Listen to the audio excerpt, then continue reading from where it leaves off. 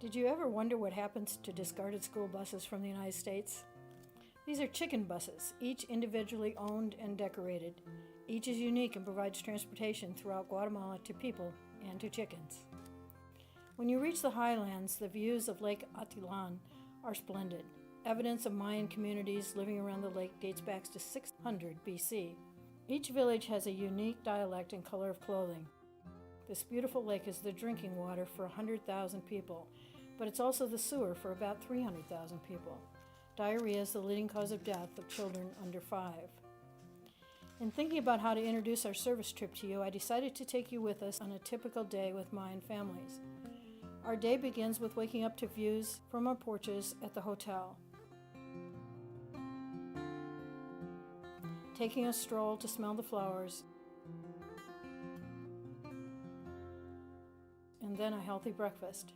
The fruit is so fresh and flavorful, we ate it every day. After breakfast, our truck and staff arrived to take us to Mayan family headquarters to pick up our supplies for the day. Off we go to travel the countryside to the village where we will install stoves. We meet interesting people in their homes and converse as best we can through our interpreters.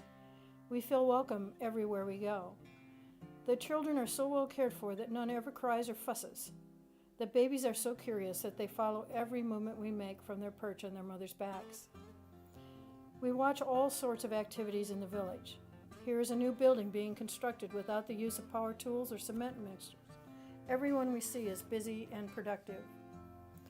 At one work site, we climbed to the top of the world, or so it seemed.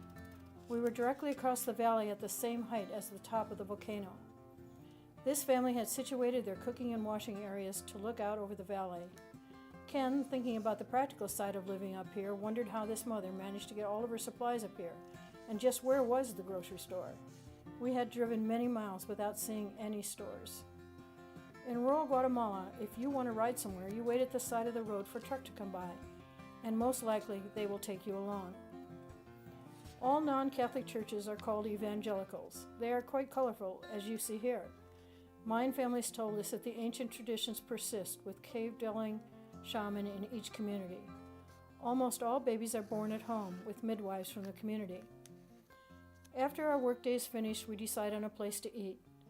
Panajachel is a tourist destination for Guatemalans and some Europeans, so there are many restaurants from which to choose.